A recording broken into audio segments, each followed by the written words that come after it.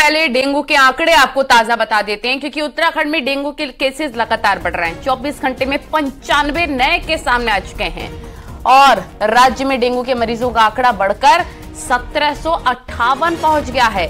देहरादून में देखिए 16 नए डेंगू केस, हरिद्वार में 22 केस, नैनीताल में 19 नए डेंगू मरीज और पौड़ी जिले में सबसे ज्यादा 24 नए डेंगू के मामले सामने आए हैं। डेंगू के मरीजों से अस्पताल भरे हुए हैं, लगातार मरीज बढ़ रहे हैं। कई मरीजों की अब तक डेंगू से मौत भी हो चुकी है।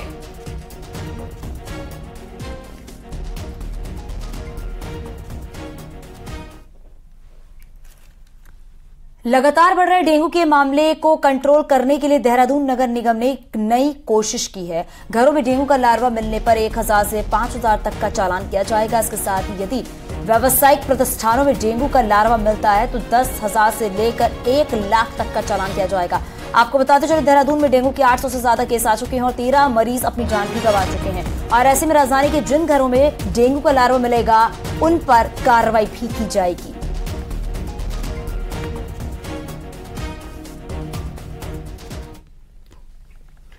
उत्तराखंड में डेंगू का प्रकोप के साथ साथ अब स्क्रब टाइफस के केसेस भी सामने आ रहे हैं। कुमाऊं के पहाड़ी इलाकों में स्क्रब टाइफस के मरीज सामने आने लगे। हल्द्वानी मेडिकल कॉलेज में स्क्रब टाइफस जैसे लक्षण लेकर 150 से ज्यादा मरीज सितंबर महीने में पहुंच चुके हैं, जिसमें से 30 मरीजों की स्क्रब टाइफस की पुष्टि हो चुकी है।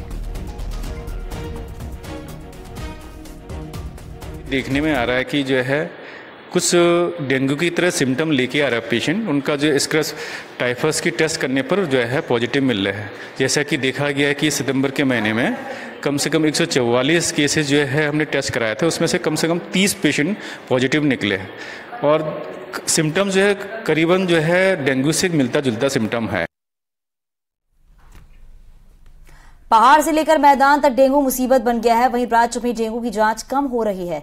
पिछले दिनों के मुकाबले 50% जांच कम हो रही है। पहले 2000 के करीब डेंगू टेस्ट हो रहे थे, लेकिन अब टेस्ट का जो आंकड़ा है वो 1000 के करीब पहुंच गया है। वहीं आपको बताते चलें कि टेस्ट कम होने के बाद भी पिछले 24 घंटे में 95 नए केस जो हैं वो सामने आए हैं। तो देखिए किस तरीके से जो मामले लगातार बढ़ रहे हैं उसको देखते हुए प्रशासन किस तरीके से अलर्ट पर है। टेस्ट कम होने के बाद 95 नए केस जो हैं वो सामने आए हैं। देहरादून से हमारी सहयोगी भारती सकलानी हमारे साथ जुड़ गई हैं। भारती जरा बताइए, क्योंकि पहले देखा जा रहा था कि 2000 टेस्ट होते थे, लेकिन अब ये आंकड़ा कम हो गया है, अब 1000 टेस्ट हो रहे हैं, लेकिन उसके बावजूद देखा गया कि 95 नए मामले सामने आए हैं डेंगू के। बिल्कुल, देखिए आधे से ज्यादा लोग तो टेस्ट करवा ही नहीं रहे हैं। उनके रैपिड रिपोर्ट के बाद जो है वो यहाँ पर वो जांच आगे बढ़ा रहे हैं अपनी। लेकिन ये देखा जा सकता है कि आप देखिए 24 घंटे के अंदर 95 नए मामलों का सामने आना। लगातार देहरादून हॉटस्पॉट बना हुआ है डेंगू का।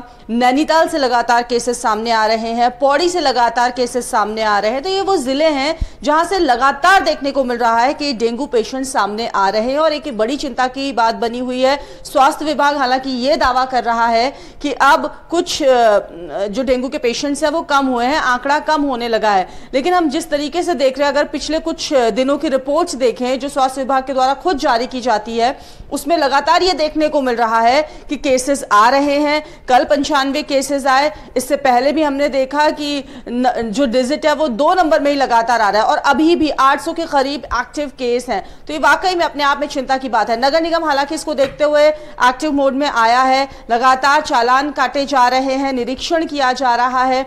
कल ही बीजेपी के जो जिला महानगर अध्यक्ष हैं वहां देखने को मिला कि उनके इलाकों में भी, उनके घरों के जो आसपास लोग रहते हैं वहां पर भी चालान काटे गए। 11 लोगों के वहां पर चालान काटे गए, उनका खुद 10,000 का चालान कटा है।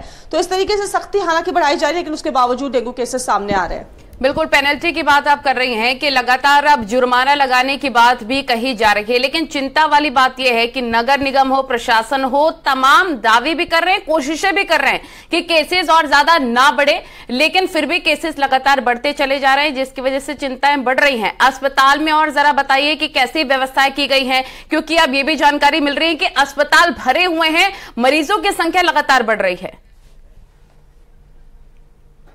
देखिए, आपने कहा पेनल्टी लगाई जा रही है, पहले मैं उस बात में क्लियर कर दूं, क्योंकि ये गलती हम सबकी ही है, आम जन की ही है, जो आसपास नहीं देख रहे हैं। जहां जहां पर भी लार्वा पनप रहा है, वो आम जनता को ही सतर्कता बरतना होगा और उसके बाद ही इस पर लगाम लगाई जा सकती है। एडीज का जो ये मच्छर लगातार पनपता जा रहा है, इलाकों में लगातार केसेस आ रहे हैं जगह जगह से, तो उसके लिए खुद सतर्कता भी बरतनी पड़ेगी। हालांकि नगर निगम और प्रशासन की जिम्मेदारी ज्यादा है, लेकिन हम लोगों की भी जिम्मेदारी यहाँ पर बिल्कुल, और यही वजह है कि जागरूकता ज्यादा से ज्यादा फैलाने की जरूरत है। बहुत शुक्रिया आपका तमाम जानकारी के लिए। आगे बढ़ते हैं बद्रीनाथ से खबर। यहाँ मास्टर प्लान के काम में बड़ी लापरवाही सामने आई है और साथ ही बद्रीनाथ धाम में देर शाम अचानक से एक मकान टूटकर बर्बाद हो गया। यहाँ पर अलकनंदा नदी के सौंदर्यीकरण का कार्य चल रहा है, जिससे मकान खतरे की जद में आ गया है और टूटकर धराशायी हो गया, ध्वस्त हो गया। ऋषि गंगा के पास बनाए मकान पूरी तरह से ध्वस्त हो गया। तस्वीरें आप देख सकते हैं। लोगों का कहना है काम में लापरवाही हुई है, जिससे पुराने घरों को खतरा बना हुआ है।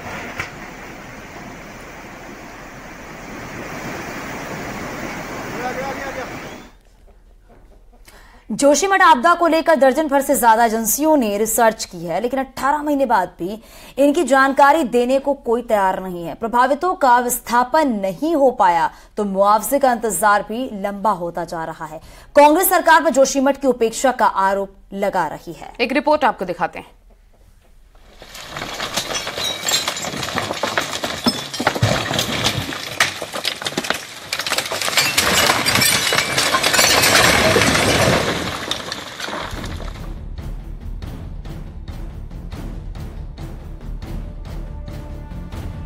सोमवार को भरभरा कर गिरा यह मकान जोशीमठ का है। ये इस बात का सबूत है कि जोशीमठ में 18 महीने पहले शुरू हुआ भूधसाव अभी भी जारी है। वाडिया और आईआईटी रुड़की समेत दर्जन भर नामी गिरामी वैज्ञानिक संस्थाओं ने यहाँ की स्टडी की, लेकिन स्टडी में निकला क्या, ये आज भी रहस्य बना हुआ है। 481 बिल्डिंग को असुरक्षित घोषित किया गया, लेकिन 165 बिल्डिंग का ही अभी तक मुआवजा दिया जा सका है। मॉनसून गया और अब ठंडक भी दस्तक देने वाली है। अधिकारियों ने पूरे मसले पर चुप्पी साध ली है। सरकार द्वारा जो भी वहाँ की क्षतिपूर्ति है उसके सारे एस्टिमेट बनाकर भारत सरकार को भेज दिए गए हैं। हर विभाग का, चाहे सिंचाई विभाग है, पीडब्ल्यूडी विभाग है, उन्होंने अपने आंगन शासन को भेजे हुए हैं। तो विस्थापन का जो एरिया है उसके चयनित होते वो सबको विस्थापन की श्रेणी में लाया जाएगा। इसका मुख्यमंत्री जी ने लगातार इस संदर्भ में अधिकारियों की बैठक भी ले ली है। वो स्थान चयनित भी हो चुके हैं। कांग्रेस का सीधा आरोप है कि सरकार जोशीमठ के नाम पर सिर्फ खानापूर्ति कर रही है।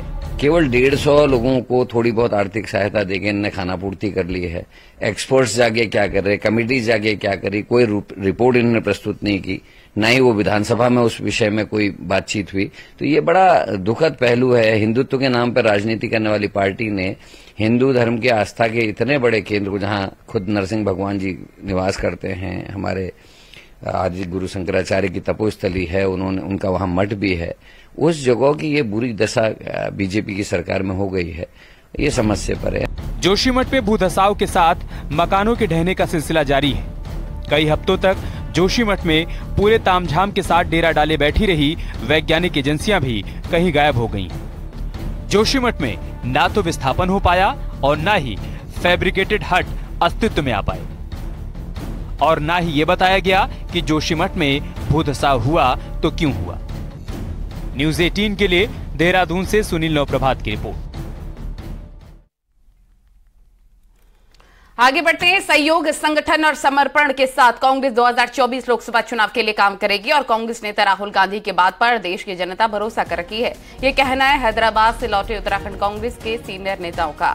मंगलवार को कांग्रेस नेता प्रीतम सिंह, प्रदेश अध्यक्ष करण माहारा और पूर्व सीएम हरीश रावत ने कहा कि पार्टी का संदेश साफ है कि लोकसभा चुनाव के लिए सब मिलकर काम करें और 5 राज्यों के चुनाव के नतीजों में इसका असर भी दिखेगा। उत्तराखंड के ये सीनियर नेता कांग्रेस वर्किंग कमेटी की मीटिंग के लिए 3 दिन से हैदराबाद में थे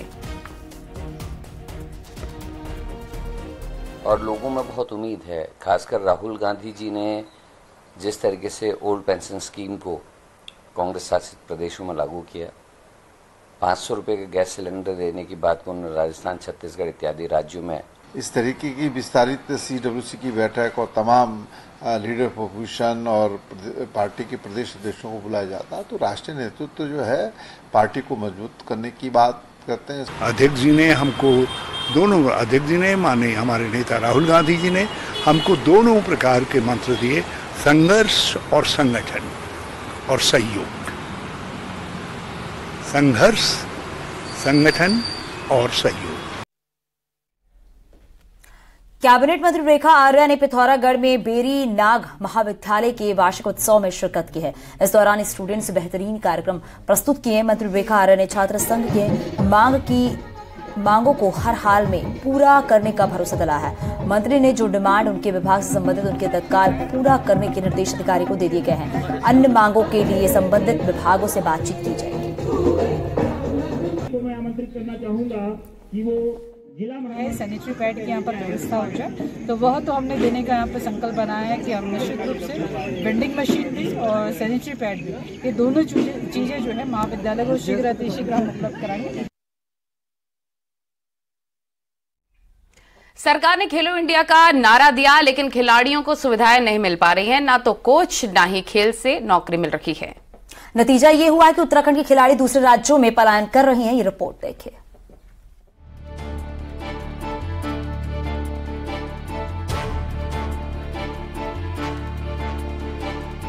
उत्तराखंड में खेलों को लेकर हाईकोर्ट ने संज्ञान जरूर लिया, लेकिन सूबे में खिलाड़ियों पर संकट कम नहीं हुआ। 2013 में हाईकोर्ट की 3 जजों के बेंच ने खेल कोटे के आरक्षण को खत्म कर दिया। साथ ही सरकार को आरक्षण के लिए कानून लाने की छूट दी, लेकिन अब तक सरकार खेल कोटे को बहाल नहीं कर पाई। हालात ऐसे हैं कि राज्य के युवा खिलाड़ी करियर बनाने के लिए दूसरे राज्यों में खेलने के लिए पलायन कर रहे हैं। राज्य में स्पोर्ट्स कोटे से नौकरी नहीं मिलने का डर खिलाड़ियों में घर कर गया है, क्योंकि खिलाड़ी एक इसीलिए खेलता कि उसे कुछ अच्छी नौकरी मिल जाए या उत्तराखंड में रहे। अब हमारे खिलाड़ी जो हैं बाहर ज़्यादा जाएंगे, यहाँ से तो उनको चांस मिलेगा नहीं। और जितने हमारे हॉस्टल हैं वो बच्चे लगे हैं, उनको भी मायूसी हुई है। पहले राज्य में खिलाड़ियों को निगमों, बैंक और विश्वविद्यालय समेत कई संस्थानों में आसानी से खेल कोटे से नौकरी मिल जाया करती थी, लेकिन 2013 में खेल कोटा खत्म होने के बाद नौकरी भी राज्य में नहीं मिली और खिलाड़ी भी अन्य राज्यों में करियर के लिए जाने लगे। हालांकि सरकार के खिलाड़ियों की नौकरी पर अपने अलग तर्क हैं।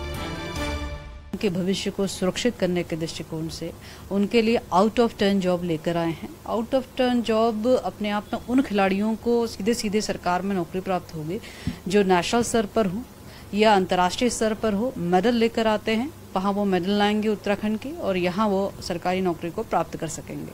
प्रयास लगा है कि हम 4% का स्पोर्ट्स कोटे को भी हम जल्दी ही मूर्त रूप दें। धामी जी की घोषणा में भी है। सरकार ने नौकरी में आउट ऑफ टर्न नौकरी देने की बात कही है, लेकिन खेल कोटा कब लागू होगा ये अभी तय नहीं है। देहरादून से विशाल के साथ नैनीताल से वीरेंद्र बिष्ट की रिपोर्ट। विकासनगर में कई जगह पर जागड़ा पर्व मनाया जा रहा है और जौनसार, बावर के हनोल और साथ ही थैना, दसऊ समेत कई जगह पर मनाया गया है। महासू महाराज के जागड़े पर्व पर पर्यटन मंत्री सतपाल महाराज जी पहुंचे। महासू महाराज के जागड़े पर्व पर हजारों की तादाद में श्रद्धालु उनसे आशीर्वाद लेने पहुंचे थे। मान्यता है कि इस दिन महासू देवता शाही स्नान के लिए अपने गर्भगृह से बाहर आते हैं और इस दिन ही महासू देवता के दर्शन से सभी मनोकामनाएं पूर्ण होती है।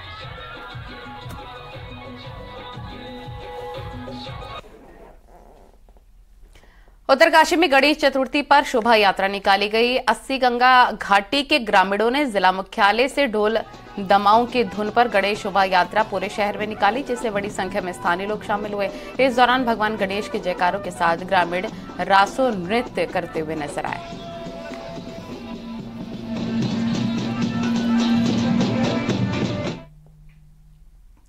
केदारनाथ धाम में मंगलवार को गणेश चतुर्थी का पर्व धूमधाम के साथ मनाया गया। इस मौके पर केदारनाथ धाम के द्वार पर स्थित भगवान गणेश जी के मंडप में विशेष पूजा अर्चना की गई। भाद्रपद शुक्ल चतुर्थी तिथि विघ्न विनाशक भगवान गणपति जी की स्थापना की गई।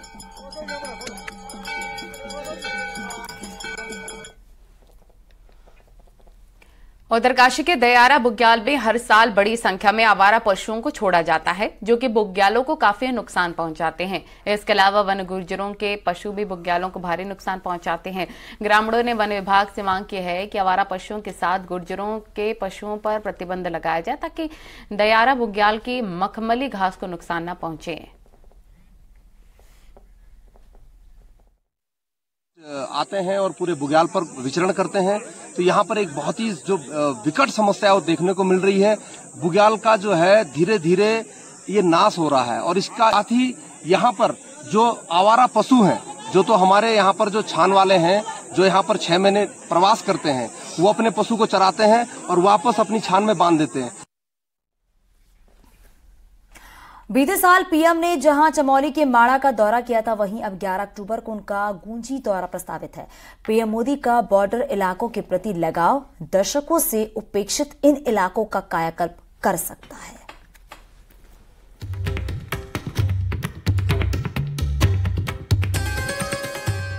बीते साल प्रधानमंत्री नरेंद्र मोदी ने माड़ा का दौरा कर इसे भारत का पहला गांव करार दिया था। वहीं अब पीएम मोदी का दौरा पिथौरागढ़ के गुंजी में प्रस्तावित है। गुंजी सामरिक नजरिए से काफी अहम इलाका है। यहीं पर भारत, चीन और नेपाल का ट्राई जंक्शन भी मौजूद है। इसी इलाके से चाइना बॉर्डर को जोड़ने वाली लिपुलेख रोड भी गुजरती है।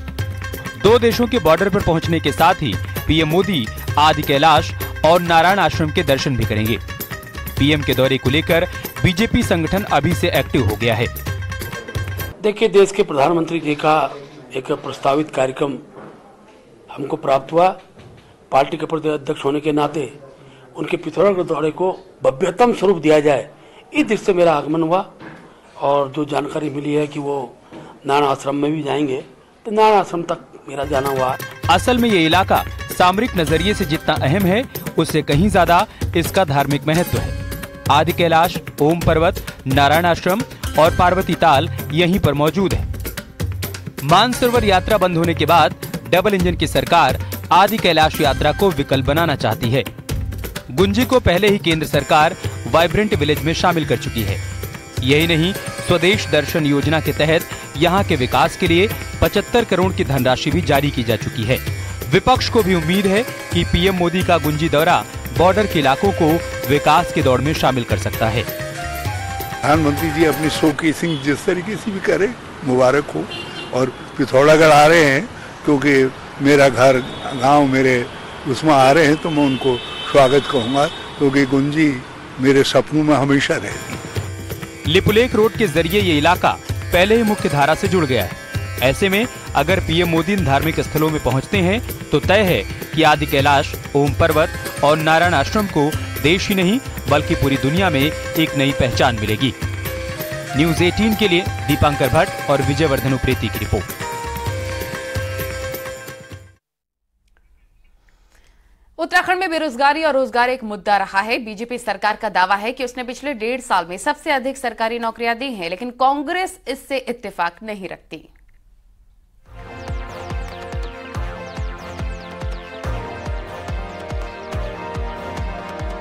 लोकसभा चुनाव नजदीक है, लिहाजा पार्टियां सियासी गुड़ाभाग में जुटी हुई हैं। बीजेपी सरकार की उपलब्धियां जुटा रही है, तो विपक्ष सरकार के खिलाफ मुद्दों की तलाश में जुटा हुआ है। ऐसे में सरकारी नौकरी ऐसा मुद्दा है जिससे यूथ के बीच प्रभावी ढंग से मैसेज पहुंचाया जा सकता है। बीजेपी का दावा है कि धामी सरकार ने पिछले 1.5 साल में रिकॉर्ड 7,000 से ज्यादा बेरोजगारों को सरकारी नौकरी दी। इसके अलावा 13,000 पदों पर भर्ती प्रक्रिया पाइपलाइन में है। लोक सेवा आयोग के माध्यम से 2,718 पदों पर नियुक्ति की गई।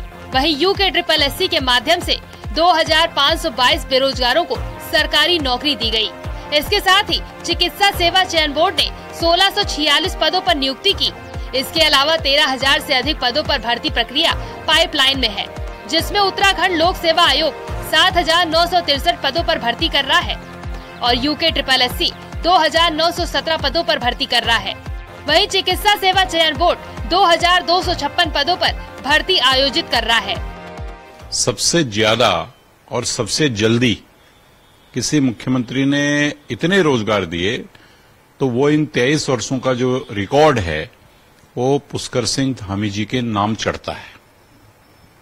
इसीलिए हम कहते हैं कि युवा मुख्यमंत्री, युवा संकल्प, युवा जोश। कांग्रेस बीजेपी के जारी किए गए आंकड़ों को पचा नहीं पा रही है। कांग्रेस का कहना है कि ये सफेद झूठ है। कांग्रेस बीजेपी को चुनौती दे रही है कि वास्तव में अगर इतने लोगों को सरकारी नौकरी दी गई तो वो विभागवार भी आंकड़े जारी करें। किस विभाग में नौकरी जरा विभागवार बता दें। एलटी शिक्षकों की नियुक्ति आज तक नहीं हुई। बंद दरोगा का कोर्ट में मामला फंसा हुआ है। अधीनस्थ चयन आयोग ने जितनी भर्तियां निकाली थी वो घोटाले की भेंट चल गई, वो हाकिम सिंह के घर पर चलेगी। ऐसे ही लोक सेवा आयोग में पटवारी का पेपर लीक हो गया। किस विभाग में दी, कहां विभाग में दी, इतना बड़ा सफेद झूठ। उत्तराखंड में सबसे बड़ा वोट शेयर अगर किसी का है तो वो है यूथ का। नतीजा सरकारी नौकरी हर सरकार में सियासी मुद्दा रहा है। न्यूज़ 18 के लिए देहरादून से सुनील नवप्रभात की रिपोर्ट।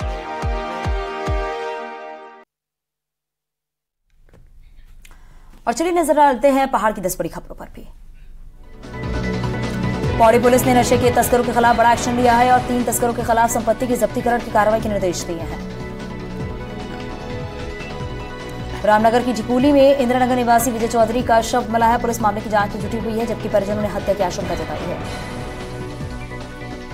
कोटद्वार में कालागढ़ बस सेवा बहाल करने समेत 5 सूत्री मांगों को लेकर 20 सितंबर को बंद और चक्का जाम का आह्वान कोटद्वार बचाव संघर्ष समिति ने किया है।